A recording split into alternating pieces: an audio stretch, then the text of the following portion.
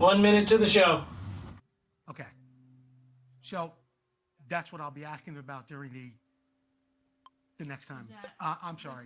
Just how I see it. You see it, and how do I see it? How do you see it? I'll let you know. You'll see it how I see it. Not necessarily. I mean, you didn't even really. When did you first hear about motor? When did you know about motocross? Ever? When I met you. When you met me. And even then, I wasn't No. that into it. No, But so that's 6 years ago. 36 years ago. So, yeah. I mean, I was into it, but You introduced me to all bad things. Sue, I don't want to get all hammy on camera, but yeah, Oh, what? when I met you, there was nothing else. So, but yeah, it's funny how time went on, and we eventually got back into it, and vintage motocross, and Yep. here we are today. And here we are. You definitely don't want to go to Hangtown next week. No. You don't. You go. Okay, I am going to go. It'll be fun to you. Warren Reed's going to be there. A lot of guys are going to be there. It's going to be fun. All right. Shows not to be good. I'm ready. And don't forget, make sure you give me all the comments. I will. Okay. All right. Okay.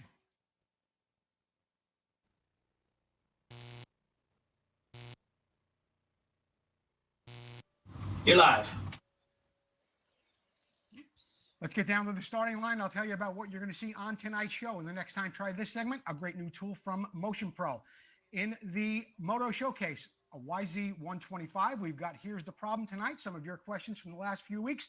What's it worth? We got an amazing bull taco coming up. Just how I see it, I want you to tell me what your favorite era of motocross was. Was it the 70s? Was it the 80s? Maybe you're enjoying all the stuff that goes on today.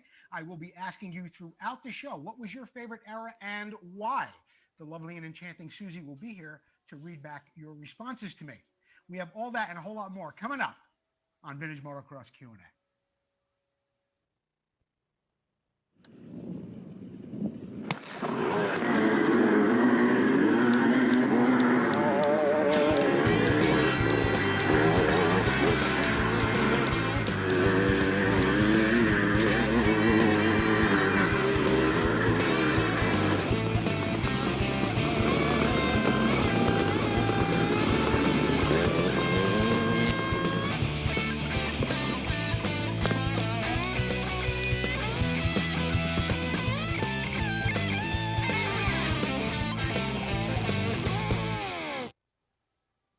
Good evening, everyone. I'm Joe Abadi, and you're watching Vintage Motocross Q&A. Thank you for joining me tonight. It's good to be back live. I want to thank Jordan, Chelsea, and Susie as well for helping me put the show together, and you, the viewers at home. If you're watching the show on Facebook, don't forget, share it with your friends. A little bit later on in the show, we'll have a nice sticker sheet like this, compliments of Vinco, that we give away every week. Maybe you'll win one tonight. Keep sharing the show. And if you are watching on YouTube, please comment Motion Pro. Comment Motion Pro if you're watching on YouTube. Our YouTube channel is going really, really well, but we could always use a little bit more help. So don't forget, please subscribe. Subscribe to our YouTube channel, and you'll be able to see all the shows that you see or have seen each week here on Facebook, and all the other ones that we've done as well. So if you subscribe, you'll get a little alert just like this. It tells you when we're live. You won't miss 1 minute of the show. And how are the pros watching the show? How are the experts watching it? They're watching it from their big screen TV while they comment through their phone. A great way to watch the show. On your big screen TV, comment through your phone. You won't miss a trick at Vintage Motocross Q&A. As always, I want to thank all of our sponsors: Vinco, Motion Pro, Racer X, Preston Petty Products, Full Circle Racing, Bill's Pipes, Northwest Mako CZ, and Sunrise Vapor Blasting. In this week's Next Time Try This segment, I want to talk to you about the proper way to remove the clutch from your bike. Of course, you have a clutch basket like this. Your clutch plates sit in there. But in order to get that off, you have to get the clutch hub off first. It can be a little difficult to grasp it. A lot of people will often use the wrong tool. They'll put a big pair of pliers around it, like a water pump pliers, or they'll try and wedge something in these bosses like this, and you wind up breaking them off. Well, Motion Pro, once again, has come up with the heavy-duty clutch remover tool. It looks just like this. It is made of aluminum. It's beautifully anodized. It's got 2 pins on here that you could use on any type of clutch basket, whether it's a new modern Husky or KTM or for your vintage bikes. It's an absolutely beautiful piece. I'll show you how it attaches to that clutch hub and you'll get a look at just how it works. Here's the 2 pins I was telling you about earlier. They are reversible, so you can use this rounder side if you want to get it internally on your KTM clutches or your Husky clutches. Some other bikes do it as well. These sides, of course, are much thinner, and they're going to go right into the splines of your clutch hub, just like this. Okay, you wind it in there, and voila. Holds it absolutely perfectly, securely. You can get in there, get your nut torqued, or when you're going to take it off, you could take it off safely. Well, there you have it. The Motion Pro Clutch Hub Remover Holder. It's great, of course, for when you want to retorque that nut in the center of your clutch, or if you're just taking it apart to do some service on bearings, this is something you don't want to be without. Heavy duty clutch holding tool from Motion Pro. Next time, try that. That little segment is, of course, brought to you by Vinco, and Vinco has a special this week. They have a Mako cylinder sleeve for the 83 to 84. It's just $184.95. That's a sleeve for your 490 Mako, $184.95. It comes with everything you need, which basically is the sleeve itself. I sometimes get that confused with their rod kits that they make.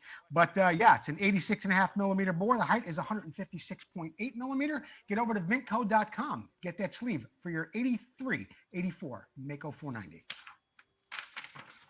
In the Moto Showcase tonight, we take a look at a 1982 Yamaha YZ125 that was sent in to us by Dylan Lucas. Don't forget to check out the Lucas Family Motorcycle Collection. They have a beautiful page on Facebook with all of their bikes in it, and many times they've contributed something to us here at the show. So I'm going to read to you a little bit about Dylan's bike while Jordan goes through the slides. Hey Joe, I love the show. I watch it every week. Here's another bike from the Lucas Family Motocross Collection, my 1982 Yamaha YZ125 race bike. This is the second year of the water-cooled 125. Since I've owned it, the bike has got a fresh top end, new plastics from DC Plastics, graphics from Fastlane MX, and many other new parts. The bike was pretty clean when I got it, and someday it will be restored, but for now, this is my race bike. This is the 4th YZ model of the 1982 series that my family has had in their collection. Thanks for sharing my bike. Again, we really, really enjoy the show. Well, Dylan, we really, really appreciate you sending us bikes in for the show, you and Chris and the Lucas family. And as always, I will offer you this beautiful cup, compliments of Preston Petty Products and Vintage Motocross Q&A, or if you want something else, because I think you got a couple of cups now, just let me know. I'll get you something else, maybe some stickers, or I don't know, send me a message. I'll get you something, Dylan. Thank you so much, and the Lucas family, for always sending in a nice bike that we can have here on the show. Preston Petty Products, of course, they are still looking for dealers, so get a hold of Paul Stennard at Preston Petty Products. He'll be able to hook you up if you have a retail outlet or from wherever you sell items, okay? Right now, they got a really great special going on, 50% off on these plate mounts. Now, I know Jordan has a set of these. He put them on his Mako. They're available from 30 miller up to 40 millimeters, okay?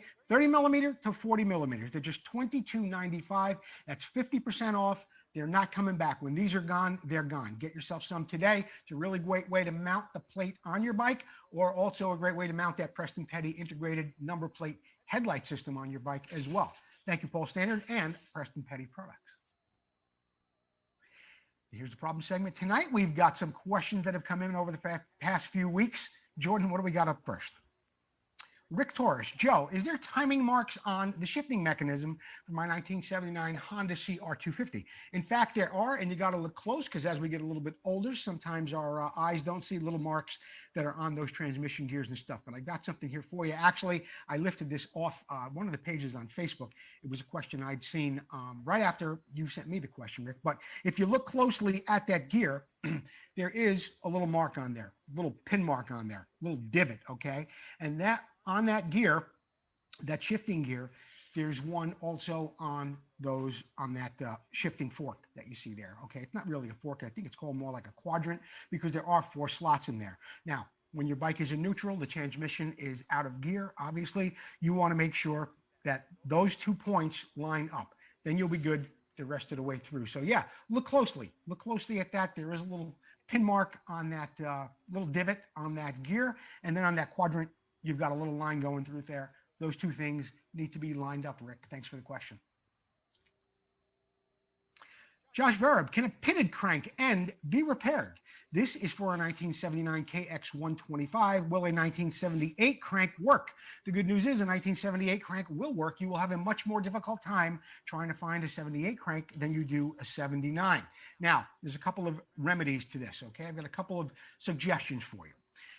The crank end can be repaired, and why this is a problem when it's pitted like that is because that's where the seal rides, okay? The engine case seal, and if it's pitted, you're going to have a leak through there. So what needs to be done is that needs to be addressed. There are a couple of ways to do this. A machine shop with a qualified welder can spray weld that end of that crankshaft, okay? Then it can be turned down in a lathe down to spec. You want to bring him your bearing, you want to bring him your seal as well, because they want to make sure they get that thing 100% accurate. Now, I have seen it in some cases where there have been people that have turned down the pitting, made that end nice and smooth, and then had a sleeve made out of steel.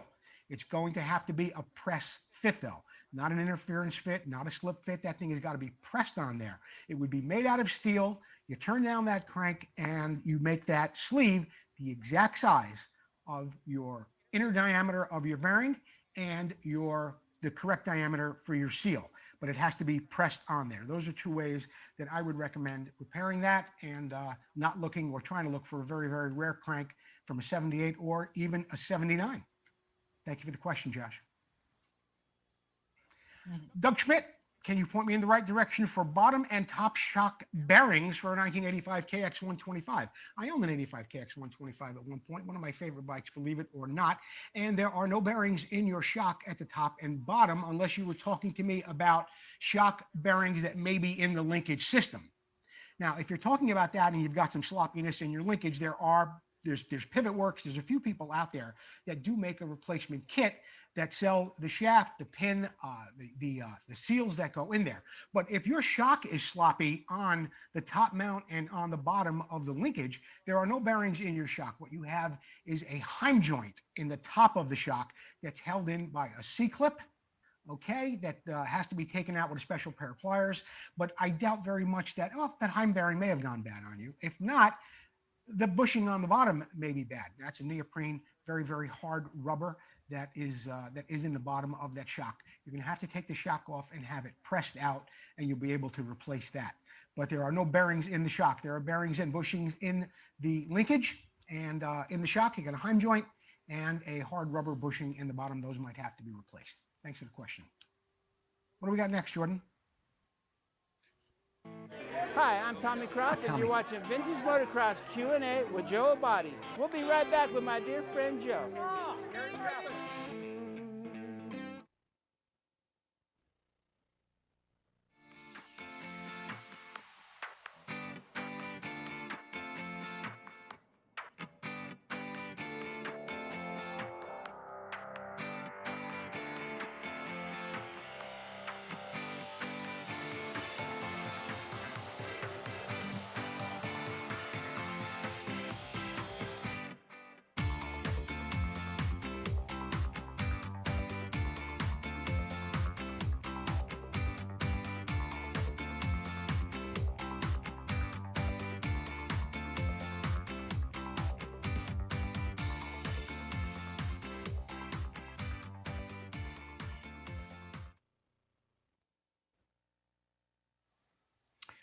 Okay, welcome back. In the What's It Worth segment tonight, we're going to be taking a look at a 1968 Bultaco 250. This bike is unrestored.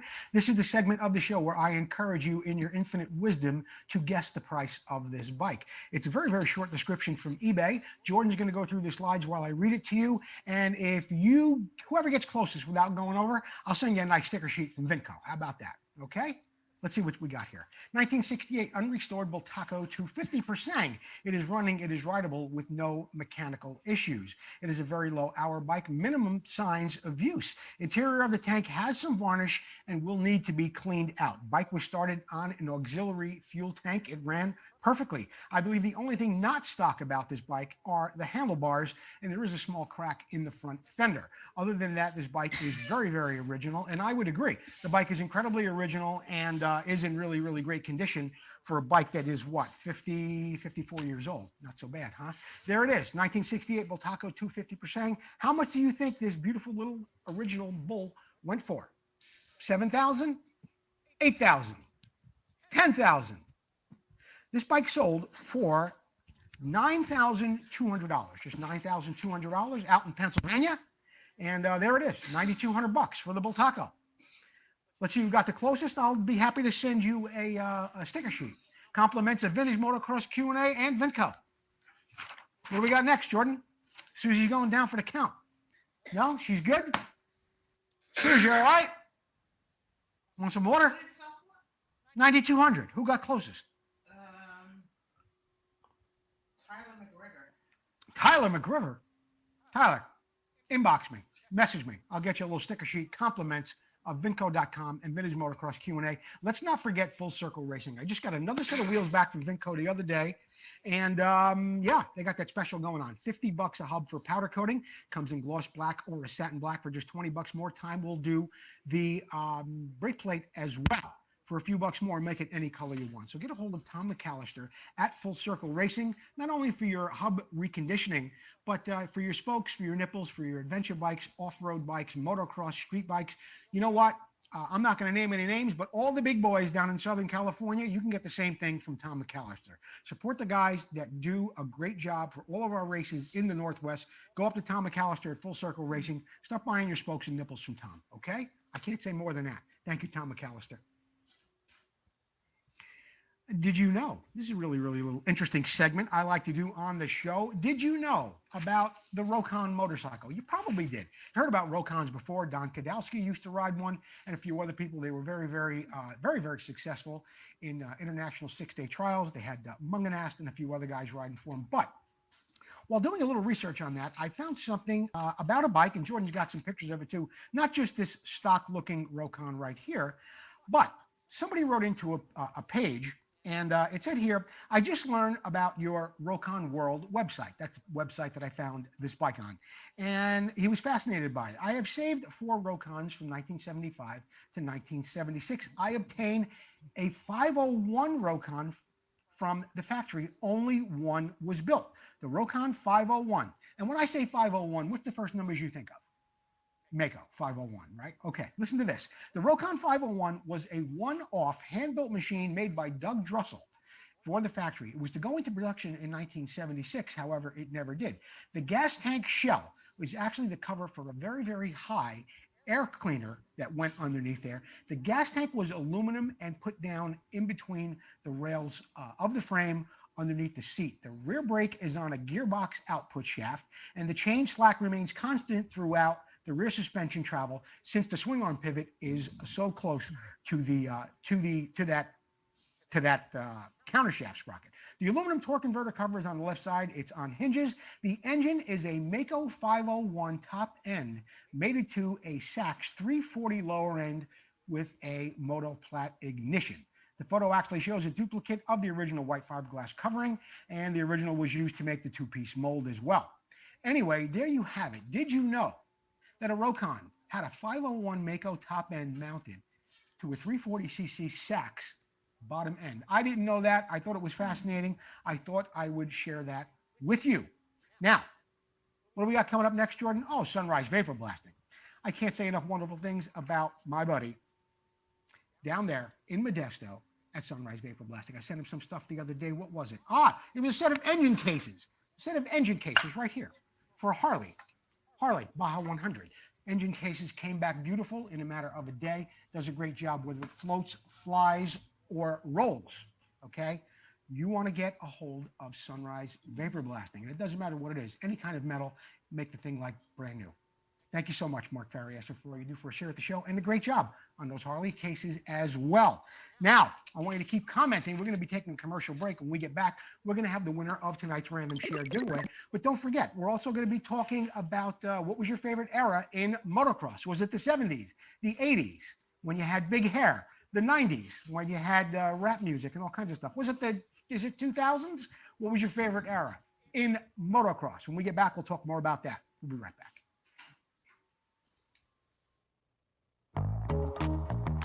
Classic and vintage dirt bikes are more than a hobby.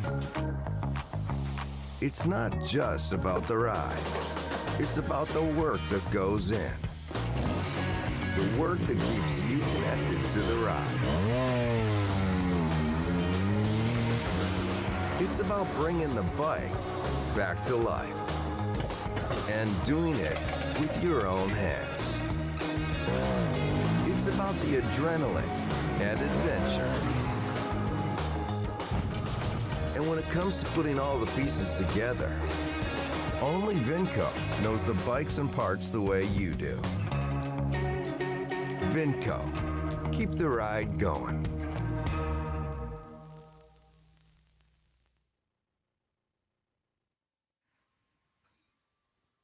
Okay, welcome back. As promised, tonight's random share giveaway is John McRae. John McRae is tonight's random share giveaway winner for sharing the show and getting so many people over here. We're going to give you a beautiful sticker sheet like this, compliments of Vinco.com. John McRae, get us your mailing address and we'll get something out to you right away.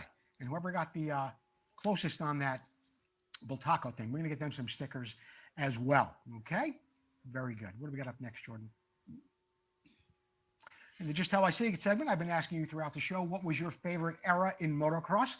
Was it the 70s when it first became real popular here in America, early 70s to the mid 70s? Maybe it was in the 80s, the 90s. Maybe none of that really appealed to you and you really didn't get into it until maybe after the millennium. For me, it was certainly the 70s. I think it was the golden era. I would consider 1972 to 1982, maybe 74 to 84. But I think that was the golden era of motocross for sure in America. I think more legends were made during that time than any other period. You had the Europeans coming over, but you had your Americans really on the scene. We started to get our own nationals, okay? By 1974, we had a 125 national, 250, 500. The Trans Am Series was just a roaring good time. We had the Euros come over and race against Lackey and Weinert and Pomeroy and DeStefano and so many more. So for me, my favorite era, 1974 to 1984. But I'm interested in hearing what you guys had to say. What was, Susie, what do you got? Comments from anyone about what their favorite era was? Well, I have a lot. What do you got? Tell me. I got a lot. John Baker, 77 to 83. John Baker, 77 to 83. Yeah, okay. Gary Kane, 70s. Gary Kane, the 70s. John Lockwood, 85 to 86. John Lockwood, 85 to 86. And I asked why. Did John Lockwood say why it was 85 to 86? No. I think a lot of times when it's your favorite era is because maybe it's just when you got into the sport. It just so happens that I did get involved in motocross or started following it in 1974, and it was the best time ever, in my opinion. Okay, who else we got? Richard Lotz. Richard Lotz. What's he? 71 through 76 because of RD. 71 to 76. Yeah, the Roger DeCoster. Yeah, Roger went on for a couple of years after that, of course, right up into 1980. But yeah, with Roger coming over and us being able to see him in the Trans Am Series, yeah, that was a really great time. Anyone else? Mark Bialo. Yeah, Mark Bellio. Yeah, 75. Jason McRae, 70s. Mark Brown, 67. Yeah, well, I think with the age category of the majority of the people that watch this show, it's probably a 1969 to 1979 thing. It really doesn't surprise me, but sure, there was a lot of changes. So many great changes made during that era as well. 1974 to 1984, we did see the introduction in 1976 of water cooling. We saw the monoshock put into play in 1973, winning the 250 World Championship, and just so many other great things. Of course, Bob Hanna in 1982, Brad Lackey winning World Championship, Daniel Laporte 1982 as well, and just so many great things happened. Yeah, between the 1972 to 1984 era. I want to thank everybody. Anybody else have anything interesting that you might want to tell me about, Susie? Chuck McKay wants me to remind you. Yeah, Chuck McKay wants me to remind. There's a race, Monster Mountain, this weekend, the SEVMX race. There's a race at Monster Mountain this weekend? Yeah, some kind of GP. All right, Monster Mountain in Tallahassee, Alabama. It's a great track. I've raced there personally. It's a wonderful track. And although this isn't part of the announcements tonight, I may have had it on the schedule for last week. Chuck Mackey wants me to mention that there is a race there this weekend. Okay. I'm really doing stuff on the fly here. Yeah. Anything else? No, you have a lot of 70s, mostly 70s. Mostly 70s, huh? Yeah. All right. Well, that's just how I see it, and it's just how a lot of other people see it too. Jordan, what do we have up next? This week in motocross history, one of my favorite parts of the show, Sue. I think back when I was a teenager with raging hormones, dating cheerleaders, and it just brings back a wonderful time in my life. But that's not important right now. This week in motocross history is brought to you by Racer X. Let's get down to the first one, 1977. In one of the biggest upsets in motocross history, Japanese rider Torio Suzuki, riding a Suzuki, won the Austrian FIM 250cc Grand Prix in a muddy Schwarmenstadt circuit that was in Austria. Anyway, the Suzuki privateer, on a brand name that carries his name, went 5-2 in horrible condition to tie German riders Hans Maisch's 4-3 finish, but was named the overall winner based on combined times for the two motos. Suzuki's win marked the first and only win ever a Japanese rider had won a 250cc World Championship event. 1977, Torio Suzuki. 1983, the late Eric Gabors swept both motos of the FIM 125cc Grand Prix in Yugoslavia, country that no longer even exists. The Suzuki rider topped the 3-3 of Suzuki teammate Michel Rinaldi and the Galera rider Mark Velkeniers, who went 4-4 that day for a third. American rider Jim Gibson, riding a Yamaha, finished in second. He finished second in the first moto. Jim Gibson, the American rider. 1993. Team Honda's Jeremy McGrath, man, that was a while back, huh? He won his 9th AMA Camel Supercross event at the Rose Bowl in Pasadena, California. In doing so, the 250 class rookie clinched the championship. Kawasaki's Mike Kudrowski scored second, while defending champion Jeff Stanton was third. This was the first of what would be 4 straight titles for Jeremy Showtime McGrath, who went into the race with a 52-point lead. Unbelievable. 72 wins overall in his career. Jeremy McGrath. In second place, we have James Stewart with 50 all-time wins in Supercross. And I think is a very, very good possibility that if Eli Tomac rides next year the way he did this year, I think he's going to close in on, he'll definitely close in on James Bubba Stewart. He's got 44 wins right now. He's tied with Chad Reed. This is all off the top of my head. I'm just a fountain of information tonight. And next year, when Eli does come back on that Yamaha, because he has already signed a contract with Yamaha for the 2023 Supercross season, I believe he will eclipse the great James Stewart. That's enough about what I think. What do we got next? King Stupid Trivia. That's not stupid trivia, Susie. That's really, really good stuff. In the announcements tonight, the announcements are brought to you by Bill's Pipes. Don't forget to visit them on Facebook, because that's the only place you can find Bill's Pipes. They don't answer the phone, and their website's been down for 4 years. Get over to Bill's Pipes on Facebook. Hey, I tell it like it is. We got some sad news. Sad news out of the Northeast, okay? A couple of weeks ago on the show, I announced that Paul Stannard was going to organize an event at Jim Hollerich's house. Jim Hollerich has an amazing New England trail bike museum. Dozens of OSAs, a lot of other bikes, and a lot of really great stuff that came out of the New England area. And a lot of people would go over to see Jim Hollerich and visit his museum. Now, his health was failing, and Paul Stannard had an open house there and a little open ride at the museum, which was followed by a viewing of the On Any Sunday movie, the digitally remastered movie done by Todd Huffman. Now, I have something I want to read here. It comes right from Paul Stannard. So let me get to that, and it'll explain a little bit more about what was going on. Saturday was a beautiful day in Cheshire with Jim Hollerich's museum, with the New England vintage trail bikes. Hundreds and hundreds of people came to see Jim's collection and celebrate his life. His health had been failing for the past few weeks, so thanks to his daughters, Heidi and Melissa, we were able to open up the museum for everyone to see. Jim was unable to come down to the museum, but he was able to see the hundreds and hundreds of people that came to pay respects to him. And they came from as far away as Maine, Rhode Island, New York, Massachusetts, and Vermont to see this amazing, amazing collection. Jim was able to see it. A few hours later, Jim Hollerich passed away. Very, very sad. And just an amazing time. And it was wonderful that God gave this man just an hour or two more to see all the people that loved and cherished all he did for vintage trail bikes throughout the New England area. What a great, great man he was. And I commend Paul Stainerd for pulling this together. Really, look, I want to say at the last minute, unfortunately, nobody knows when the last minute really, really is in their lives. Paul Stainerd, my hat goes off to you, to the Hulrich family, our condolences. And you will be missed by many, Jim Hulrich. There is a race this weekend in Alabama. We mentioned it a little while ago. Chuck Mackey said there's a big shindig going on at Monster Mountain. That's in Tallahassee, Alabama. Anyway, Pacific Northwest Riders got an event going on this weekend too. That's May 28th and 29th. That is in Lewiston, Idaho. Lewiston, Idaho. Got an event going on there. And of course, the one in Monster Mountain too. Jordan, what else do we have? Oh, next weekend. I'm really looking forward to this. Look, this weekend is the first of the Lucas Oil Outdoor Nationals.